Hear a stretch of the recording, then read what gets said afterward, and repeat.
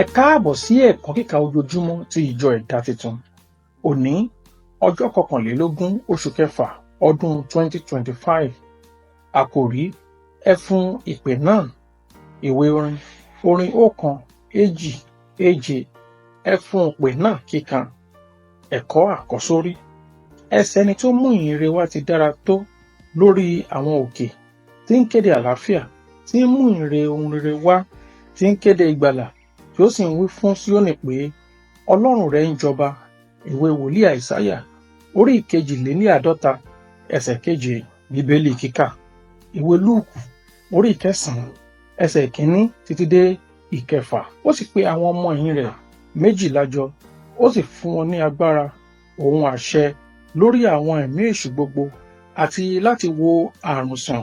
Ó sì rán wọn lọ wàásù ìjọba Ọlọ́run, àti láti mú àwọn olókùn láradá. Ó sì wí fún wọn pé, ẹ má ṣe mú nǹkan lọ fún àjò yín, ọ̀pá tàbí àpò tàbí àkàrà tàbí owó.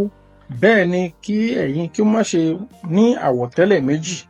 Ní ilékílé tí ẹ̀yin bá sì wọ̀, níbẹ̀ ni kí ẹ̀yin kí ó gbé, láti ibẹ̀ ni kí ẹ̀yin kí ó sì ti jáde. Iye àwọn tí kò bá sì gbà yín, nígbà tí ẹ̀yin bá jáde kúrò ní ìlú náà, ẹ gbọn ekuru ẹsẹ̀ yín fún ẹ̀rí sí wọn. Wọ́n sì jáde, wọ́n ń la ìletò lọ, wọ́n sì ń wàásù ìyìnrere, wọ́n sì ń mú ènìyàn láradá níbi gbogbo. Ẹ̀kọ́. Ẹni tí Ọlọ́run ti pè, ó ti fún ní agbára. Ní àkọ́kọ́, èyí lè má hàn ní kíkún sí gbogbo ènìyàn, ṣùgbọ́n ó máa farahàn kedere nígbà tí ẹni tí à ń pè bá ń tẹ̀síwájú láti tẹ̀lé àwọn ìlànà Ọlọ́run nínú ìgbàgbọ́. Jésù pàṣẹ fáwọn ọmọ ẹ̀yìn rẹ̀ pé kí wọ́n pòkìkí ìjọba Ọlọ́run, ó sì fún wọn lágbára láti lé àwọn ẹ̀mí èṣù jáde, kí wọ́n sì wo gbogbo àìsàn sàn.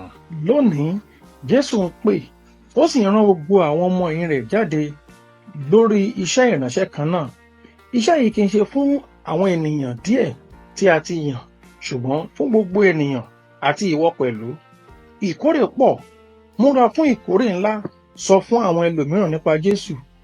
Lọ sí àwọn ìloro àti àwọn ibi ìtajà láti kéde ìgbàlà Kristi. Sọ nípa oore-ọ̀fẹ́ ìgbàlà Kristi nínú àwọn ilé ìjọsìn, ní àárín àwọn ojúlùmọ̀ rẹ, lákòókò ìbáraẹnisọ̀rọ̀ pẹ̀lú àwọn ẹlẹgbẹ́ rẹ.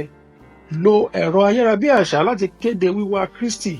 Èyí ni iṣẹ́ tí Ọlọ́run gbélé gbogbo Kristẹni lọ́wọ́. Iṣẹ́ ìjọba náà nílò òtítọ́ inú àti kánjúkánjú. O kò nílò ohun èlò ìgbàlódé láti wàásù. Gbẹ́kẹ̀lé Ọlọ́run fún gbogbo ohun tí ó nílò. Ìhámọ́ra àwọn ọmọ ẹ̀yìn nìkan ni àṣẹ láti ọ̀dọ̀ Olùgbàlà. Ẹ lọ sí gbogbo ayé, ẹ máa wàásù ìyìnrere rẹ̀ fún gbogbo ènìyàn, kí ẹ sì máa rìn nínú agbára Ọlọ́run.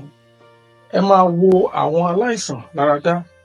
Ẹ máa lé àwọn ẹ̀mí èṣù jáde, kí ẹ sì máa fi ìjọba rẹ̀ hàn ní ayé. Ìwé Máàkù orí 16 ẹsẹ̀ 15 títí dé ẹsẹ̀ 22. Ẹ̀kọ́ àmúrelé.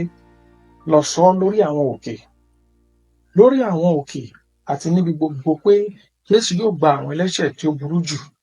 Kò ní lé àwọn ẹlẹ́ṣẹ̀ tó ronúpìwàdà tí wọ́n bá wá sọ́dọ̀ rẹ̀ jáde lọ́nàkọ́nà.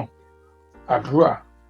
Jésù Olúwa, lò mí fún ìmúgbòòrò ti ìjọba Ọlọ́run, kí o sì rán àwọn òṣìṣẹ́ síwájú sí nínú oko ìkórè rẹ. Àmín. Títí di ọ̀la, ó dàbọ̀.